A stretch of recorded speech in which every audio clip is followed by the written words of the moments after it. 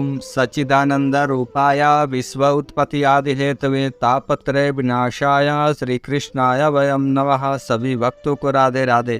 श्रीमद् भागवत महापुराण कथा अष्टम स्कंद 18वां 19वां अध्याय। श्री सुखदेव जी कहते हैं, भगवान के इस प्रकार कहने पर राजा बलि हंस पड़े। उन्होंने कहा, अच्छी बात है, जितनी तुम्हारी इच्छा हो उतनी ही ले लो। यो कहकर बावन भगवान को 3 पग भूमि का संकल्प करने के लिए उन्होंने जल पात्र उठाया। शुक्राचार्य जी सब कुछ जानते थे, उनसे भगवान की यह लीला भी छिपी नहीं थी। उन्होंने राजा बलि को पृथ्वी देने के लिए तैयार देकर उनसे कहा, शुक्राचार्य ने कहा, विदूषण कुमार, ये स्वयं अविनाशी भगवान विष्णु हैं। देवताओं का काम बनाने के लिए कश्यप की पत्नी अदिति के गर्भ से अवतार लिए हैं। तुमने यह अनर्थ न जानकर कि ये मेरा सब कुछ छीन लेंगे, इन्हें दान देने की प्रतिज्ञा कर ली है। यह तो दैत्यों पर बहुत बड़ा अन्याय होने जा रहा है। इसे मैं ठीक नहीं समझता। स्वयं भगवान ही अपनी योग माया से यह ब्रह्मचारी बनकर बैठे हुए हैं। ये तुम्हारा राज, ऐश्वर्य, लक्ष्मी, तेज और विश्व विख्यात कीर्ति सब कुछ तुमसे छीनकर इंद्र को दे देंगे। ये विश्व रूप है, 3 पग में तो ये सारे लोकों को नाप लेंगे। मूर्ख, जब तुम अपना सर्वस्व विष्णु को दे डालोगे तो तुम्हारा जीवन निर्वाह कैसे होगा। ये विश्व व्यापक भगवान एक पग में पृथ्वी, दूसरे पग में स्वर्ग को नाप लेंगे। इनके विशाल शरीर से आकाश भर जाएगा, तब इनका तीसरा पग कहाँ जाएगा। तुम उसे पूरा न कर सकोगे। ऐसी दशा में मैं समझता हूँ कि प्रतिज्ञा करके पूरा न कर पाने के कारण तुम्हें नरक में ही जाना पड़ेगा, क्योंकि तुम अपनी की हुई प्रतिज्ञा को पूर्ण करने में सर्वथा असमर्थ हो जाओगे। विद्वान पुरुष उस दान की प्रशंसा नहीं करते जिसके बाद जीवन निर्वाह के लिए कुछ बचे ही नहीं। जिसका जीवन निर्वाह ठीक ठीक चलता है वही संसार में दान, यज्ञ, तप और परोपकार के कर्म कर सकता है। जो मनुष्य अपने धन को 5 भागों में बांट देता है, कुछ धर्म के लिए, कुछ यश के लिए, कुछ धन की अभिवृद्धि के लिए, कुछ भोगों के लिए और कुछ अपने स्वजनों के लिए, वही श्लोक और परलोक दोनों में ही सुख पाता है। असुर शिरोमणे, यदि तुम्हें अपनी प्रतिज्ञा टूट जाने की चिंता है तो मैं इस विषय में तुम्हें कुछ ऋग्वेद की श्रुतियों का अवश्य सुनाता हूँ। तुम सुनो। श्रुति कहती है, किसी को कुछ देने की बात स्वीकार कर लेना सत्य है और नकार जाना अर्थात अस्वीकार कर देना असत्य है। यह शरीर एक वृक्ष है और सत्य इसका फल फूल है, परंतु यदि वृक्ष ही न रहे तो फल फूल कैसे रह सकते हैं। क्योंकि नकार जाना अपनी वस्तु दूसरे को न देना, दूसरे शब्दों में अपना संग्रह बचाए रखना, यही शरीर रूपी वृक्ष का मूल है। जैसे जड़ न रहने पर वृक्ष सूखकर थोड़े ही दिनों में गिर जाता है, उसी प्रकार यदि धन देने से अस्वीकार न किया जाए तो यह जीवन सूख जाता है। इसमें संदेह नहीं। हाँ, मैं दूंगा, यह वाक्य धन को दूर को हटा देता है।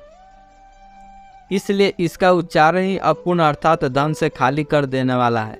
यही कारण है जो पुरुष हाँ मैं दूंगा ऐसा कहता है वह धन से खाली हो जाता है, और जो याचक को सब कुछ देना स्वीकार कर लेता है वह अपने लिए भोग की कोई सामग्री नहीं रख सकता।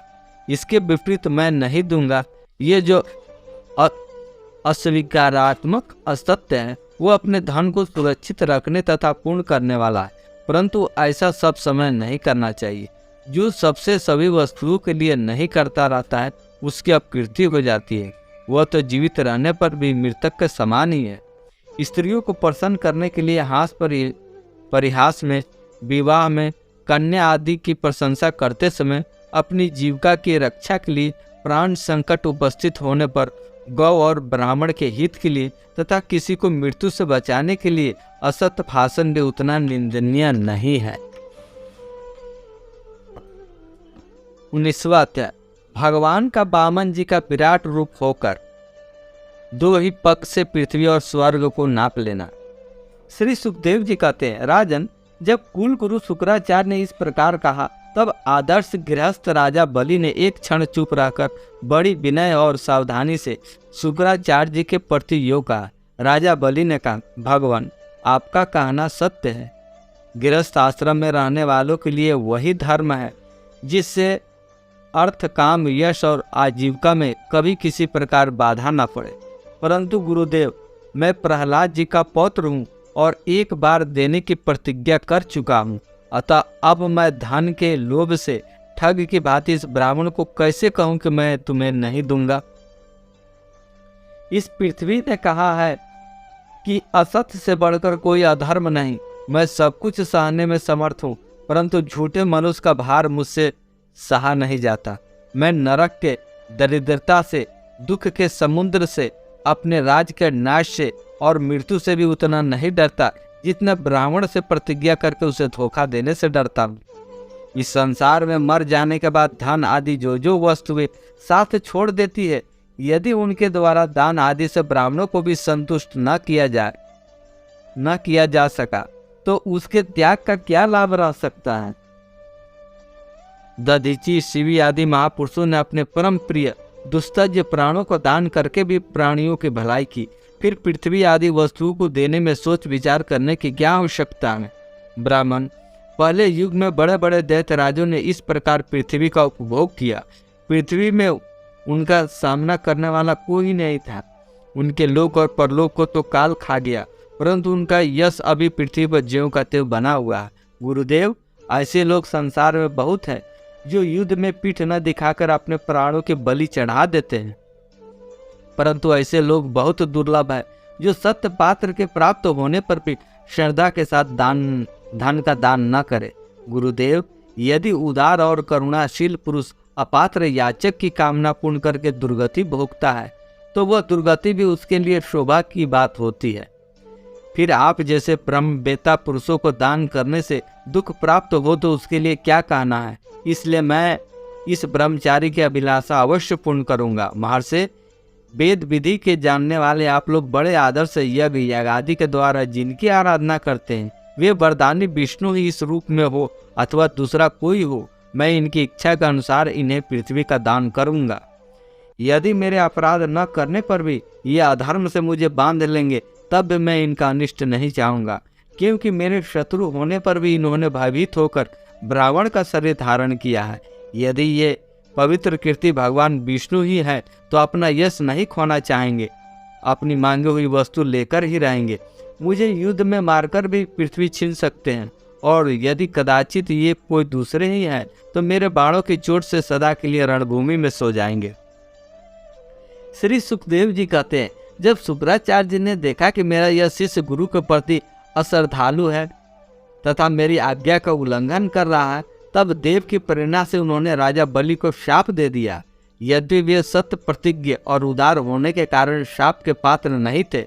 शुक्राचार्य ने कहा, मूर्ख है तू, अज्ञानी है, परंतु अपने को बहुत बड़ा पंडित मानता है। तू मेरी उपेक्षा करके गर्व कर रहा है। तूने मेरी आज्ञा का उल्लंघन किया है, इसलिए शीघ्र ही तू अपनी लक्ष्मी खो बैठेगा। राजा बलि बड़े महात्मा थे। उन्होंने गुरुदेव के शाप देने पर भी वे सत्य से नहीं डिगे। उन्होंने 52 भगवान की विधि पूर्वक पूजा की और हाथ में जल लेकर 3 पग भूमि का संकल्प कर लिया। उसी समय राजा बलि की पत्नी विंध्यावली, जो मोतियों के गहने से सुसज्जित थी, वहां आई। उसने अपने हाथों से वामन भगवान के चरण पखारने के लिए जल से भरा सोने का कलश लाकर दिया। बलि ने स्वयं बड़े आनंद से उनके सुंदर सुंदर युगल चरणों को धोया और उनके चरणों को वह विश्व पावन जल अपने सिर पर चढ़ाया। उस समय आकाश में स्थित देवता, गंधर्व, विद्याधर, सिद्धचारण सभी लोग राजा बलि के इस अलौकिक कार्य और सरलता की प्रशंसा करते हुए बड़े आनंद से उनको ऊपर दिव्य पुष्पों की वर्षा करने लगे। एक साथ ही हजारों दुंदुबिया बार बार बजने लगी। गंधर्व, किम पुरुष और किन्नर गान करने लगे। अहो धन्य है यह उदार शिरोमणि बलि ने ऐसा काम कर दिखाया जो दूसरे के लिए अत्यंत कठिन है। देखो तो सही, इन्होंने जानबूझकर अपने शत्रु को तीनों लोकों का दान कर दिया। इसी समय एक बड़ी अद्भुत घटना घट गई। अनंत भगवान वो त्रिगुणात्मक वामन रूप बढ़ने लगा। वह यहाँ तक बढ़ा कि पृथ्वी, आकाश, दिशाएं, स्वर्ग, पताल, समुद्र, पशु, पक्षी, मनुष्य, देवता और ऋषि सब के सब उसी में समा गए। ऋतवज, आचार्य और सदस्यों के साथ बलि ने समस्त ऐश्वर्य के एकमात्र स्वामी भगवान के उस त्रिगुणात्मक शरीर में पंचभूत इंद्रिय, उनके विषय अंतकरण और जीवों के साथ वह संपूर्ण त्रिगुणमय जगत देखा। राजा बलि ने विश्व रूप भगवान के चरण तल में रसातल, चरणों में पृथ्वी, पिंडलियों में पर्वत, घुटनों में पक्षी, जांघों में मरुतगणों को देखा। इसी प्रकार भगवान के वस्त्रों में संध्या, गुहा स्थानों में प्रजापतिगण, जगन स्थल में अपने सहित समस्त असुरगण, नाभि में आकाश, कोफों में सातों समुद्र और वक्ष स्थल में नक्षत्र समूह देखे। उन लोगों को भगवान के हृदय में धर्म, स्तनों में ऋतु मधुर और सत्य वचन, मन में चंद्रमा, वक्ष स्थल में हाथों में कमल लिए श्री लक्ष्मी जी, कंठ में सामवेद और संपूर्ण शब्द समूह ने दिखे। बाहुओं में इंद्रादि समस्त देवगण, कानों में दिशाएं, मस्तक में स्वर्ग, केशों में मेघमाला, नासिका में वायु, नेत्रों में सूर्य, मुख में अग्नि दिखलाई पड़े। वाणी में वेद, रचना में वरुण, भावों में विधि और निषेध, पलकों में दिन और रात, विश्व रूप के ललाट में क्रोध और नीचे के ओठ में लोभ के दर्शन हुए। परीक्षित, उनके स्पर्श में काम, वीर्य में जल, पीठ में अधर्म, पद विन्यास में यज्ञ, छाया में मृत्यु, हंसी में माया और शरीर के रोमों में सब प्रकार की औषधियाँ थी। उनकी नाड़ियों में नदियाँ, नखों में शिलाएं और बुद्धि में ब्रह्मा, देवता और ऋषिगण दिख पड़े। इस प्रकार वीरवर बलि ने भगवान की इंद्रियों और शरीर में सभी चराचर प्राणियों का दर्शन किया। परीक्षित, सर्वात्मा भगवान यह संपूर्ण जगत देखकर सब के सब दैत्य अत्यंत भयभीत हो गए। इसी समय भगवान के पास असहा तेज वाला सुदर्शन चक्र गरजते हुए मेघ के समान भयंकर टंकार करने वाला सरांग धनुष, बादल की तरह गंभीर शब्द करने वाला पांचजन्य शंख, विष्णु भगवान के अत्यंत वेगवती कौमोदकी गदा, 100 चंद्रकार चिन्हों वाली ढाल और विद्याधर नाम की तलवार, अक्षय बाणों से भरे हुए 2 तरकस तथा लोकपालों के सहित भगवान के सुनंद आदि पार्षदगण सेवा करने के लिए उपस्थित हो गए। उस समय भगवान की बड़ी शोभा हुई। मस्तक पर मुकुट, बाहुओं में बाजूबंद, कानों में मकराकृत कुंडल, वक्ष स्थल पर श्रीवस्त्र चिन्ह, गले में कौस्तुभ मणि, कमर में मेखला और कंधे पर पीताम्बर शोभायमान हो रहा था। वे 5 प्रकार के पुष्पों की बनी हुई बनमाला धारण किए हुए थे। सिर पर मधुलोभी भौरे गुंजार कर रहे थे। उन्होंने अपने एक पक्ष से बलि की सारी पृथ्वी नाप ली, शरीर से आकाश और भुजाओं से दिशाएं घेर ली। दूसरे पक्ष से उन्होंने स्वर्ग को भी नाप लिया। तीसरा पैर रखने के लिए बलि की तनिक सी भी कोई वस्तु न बची। भगवान को दूसरा पग ही ऊपर की ओर जाता हुआ मारलोक, जनलोक और तपलोक से भी ऊपर सतलोक में पहुंच गया। परीक्षित, भगवान का चरण कमल सतलोक में पहुंच गया।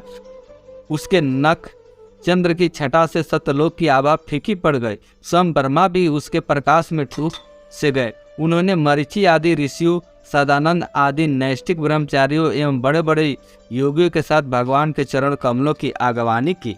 वेद, उपवेद, नियम, यम, तर्क, इतिहास, वेदांग और पुराण संहिताएं जो ब्रह्मलोक में मूर्तिमान होकर निवास करते हैं तथा जिन लोगों ने योग रूप वायु से ज्ञान अग्नि को प्रज्वलित करके कर्म फल को भस्म कर डाला है, वे महात्मा सबने भगवान के चरणों की वंदना की। इसी चरण कमल के स्मरण की महिमा से ये सब कर्म के द्वारा प्राप्त होने योग ब्रह्मा जी के धाम में पहुँचे हैं। भगवान ब्रह्मा की कीर्ति बड़ी पवित्र है। वे विष्णु भगवान के नाभि कमल से उत्पन्न हुए हैं। आगवानी करने के बाद उन्होंने स्वयं विश्व रूप भगवान के ऊपर उठे हुए चरणों का आर्धपाद से पूजन किया, प्रक्षालन किया।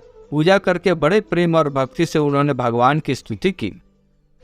परीक्षित, ब्रह्मा के कमंडल का वही जल विश्व रूप भगवान के पांव पखारने से पवित्र होने के कारण उन गंगा जी के रूप में परिणित हो गया है, जो आकाश मार्ग से पृथ्वी पर गिरकर तीनों लोगों को पवित्र करती है। ये गंगा जी क्या है? भगवान की मूर्तिमान उज्जवल कृति है। जब भगवान ने अपने स्वरूप को कुछ छोटा कर लिया, अपनी विभूतियों को कुछ समेट लिया, तब ब्रह्मा आदि लोकपालों ने अपने अनुचरों के साथ बड़े आदर भाव से अपने स्वामी भगवान को अनेकों प्रकार की भेंट समर्पित की। उन लोगों ने जल उपहार, माला, दिव्य गंधों से भरे अंगराग, सुगंधित धूप, दीप, खील, अक्षत, फल, अंकुर, भगवान की महिमा और प्रभाव से युक्त स्तोत्र, जय घोष, बाजे गाजे गान और शंख और दुदुम्बी शब्दों से भगवान की आराधना की। उस समय ऋतुराज जामवान मन के समान वेग से दौड़कर सब दिशाओं में भेरी बजा बजा कर भगवान के मंगलमय विजय की घोषणा कराए। दैत्यों ने देखा कि बामन जी ने 3 पग पृथ्वी मांगने के बहाने सारी पृथ्वी ही छीन ली। तब वे सोचने लगा कि हमारे स्वामी बलि इस समय यज्ञ में दीक्षित हैं, वे तो कुछ कहेंगे नहीं। इसलिए बहुत चिढ़कर वे आपस में कहने लगे, अरे यह ब्राह्मण नहीं है, यह सबसे बड़ा मायावी विष्णु है। ब्राह्मण के रूप में छिपकर यह देवताओं का काम बनाना चाहता है। जब हमारे स्वामी यज्ञ में दीक्षित होकर किसी को किसी प्रकार का दंड देने के लिए उपरत हो गए, तब इस शत्रु ने ब्रह्मचारी का वेश बनाकर पहले तो याचना की और पीछे हमारा सर्वस्व हरण कर लिया। यो तो हमारे स्वामी सदा ही सत्यनिष्ठ है, परंतु यज्ञ में दीक्षित होने पर वे इस बात का विशेष ध्यान रखते हैं कि ब्राह्मणों के बड़े भक्त हैं तथा उनके हृदय में दया भी बहुत है, इसलिए वे कभी झूठ बोल नहीं सकते। ऐसी अवस्था में हम लोग को यही धर्म है कि शत्रु को मार डाले, इससे हमारे स्वामी बलि की सेवा भी होती है। यूँ सोचकर राजा बलि के अनुचर असुरों अपने अपने हथियार उठा लिए। परीक्षित राजा बलि की इच्छा न होने पर भी वे बड़े सब क्रोध से शूल पट्टी आदि लेकर वामन भगवान को मारने के लिए टूट पड़े। परीक्षित जब विष्णु भगवान के पार्षदों ने देखा कि दैत्यों के सेनापति आक्रमण करने के लिए दौड़े आ रहे हैं, तब उन्होंने हंसकर अपने अपने शस्त्र उठा लिए और उन्हें रोक दिया। नंद सुनंद जय विजय प्रबल बल मुकुट कुमाक्ष विशक्षसेन गरुड़ जयंत श्रुतदेव पुष्पदंत और सातवंत, ये सभी भगवान के पार्षद 10-10 हजार हाथियों का बल रखते हैं। वे असुरों के सेना संहार करने लगे। जब राजा बलि ने देखा कि भगवान के पार्षद मेरे सैनिकों को मार रहे हैं और वे भी क्रोध में भरकर उनसे लड़ने के लिए तैयार हो रहे हैं, तो उन्होंने शुक्राचार्य जी के शाप का स्मरण करके उन्हें युद्ध करने से रोक दिया। उन्होंने विप्र चिति राहुल नेमी आदि दैत्यों को संबोधित करके कहा, भाइयों मेरी बात सुनो, लड़ो मत, वापस लौट जाओ, यह समय हमारे कार्य का अनुकूल नहीं है। दैत्यों, जो काल समस्त प्राणियों को सुख और दुख देने की सामर्थ्य रखता है, उसे यदि कोई पुरुष चाहे कि मैं अपने प्रयत्न से दबा दूं, तो यह उसकी शक्ति से बाहर है। जो पहले हमारी उन्नति और देवताओं की उन्नति के कारण हुए थे, वही काल भगवान अब उनकी उन्नति और हमारी अवनति के कारण हो रहे हैं। बल मंत्री बुद्धि दुर्ग मंत्र औषधि और सामादि उपाय, इनमें से किसी भी साधन के द्वारा अथवा सबके द्वारा मनुष्य काल पर विजय प्राप्त नहीं कर सकता। जब देव तुम लोगों का अनुकूल था, तो तुम लोगों ने भगवान के इन पार्षदों को कई बार जीत लिया था, पर देखो आज में इन युद्ध में हम पर विजय प्राप्त करके सिंहनाद कर रहे हैं। यदि देव हमारे अनुकूल हो जाएगा तो हम भी इन्हें जीत लेंगे। इसलिए उस समय की प्रतीक्षा करो जो हमारी कार्य सिद्धि के लिए अनुकूल हो। सुखदेव जी कहते हैं, परीक्षित अपने स्वामी बलि के बात सुनकर भगवान के पार्षदों से हारे दानव दैत्य सेनापति रसातल में चले गए। उनके जाने के बाद भगवान के हृदय की बात जानकर पक्षीराज गरुड़ ने वरुण के पास से बलि को बांध दिया। उस दिन उनके अश्वमेघ यज्ञ में सोमपान होने वाला था। जब सर्वशक्तिमान भगवान विष्णु ने बलि को इस प्रकार बंधवा दिया, तब पृथ्वी आकाश और समस्त दिशा में लोग हाय हाय करने लगे। यद्यपि बलि वरुण के पास से बंधे हुए थे, उनकी संपत्ति भी उनके हाथों से निकल गई थी, फिर भी उनकी बुद्धि निश्चयात्मक थी और सब लोग उनके उदार यश का गान कर रहे थे। परीक्षित, उस समय भगवान ने बलि से कहा, असुर, तुमने मुझे पृथ्वी के 3 पग दिए थे, 2 पग में तो मैंने सारी त्रिलोकी नाप ली, अब तीसरा पग पूरा करो। जहाँ तक सूर्य की गर्मी पहुँचती है, जहाँ तक नक्षत्रों और चंद्रमा की किरणें पहुँचती है और जहाँ तक बादल जाकर बरसते हैं, वहाँ तक की सारी पृथ्वी तुम्हारे अधिकार में थी। तुम्हारे देखते ही देखते मैंने अपने एक पैर से भूलोक, शरीर से आकाश और दिशाएं और दूसरे पैर से स्वर्गलोक को नाप लिया है। इस प्रकार तुम्हारा सब कुछ मेरा हो चुका है। फिर भी तुमने जो प्रतिज्ञा की थी उसे पूरा न कर सकने के कारण अब तुम्हें नरक में रहना पड़ेगा। तुम्हारे गुरु की तो इस विषय में सम्मति है ही। अब जाओ, तुम नरक में प्रवेश करो। जो याचक को देने की प्रतिज्ञा करके मुकर जाता है और इस प्रकार उसे धोखा देता है, उसके सारे मनोरथ व्यर्थ होते हैं। स्वर्ग की बात तो दूर रही, उसे नरक में गिरना पड़ता है। तुम्हें इस बात का बड़ा घमंड था कि मैं बड़ा धनी हूँ।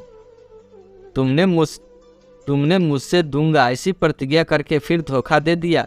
अब तुम कुछ वर्षों तक इस झूठ का फल का नरक भोगो। शेष अगले अंक में। जय जय श्री राधे, जय जय श्री राधे, जय जय श्री राधे श्याम।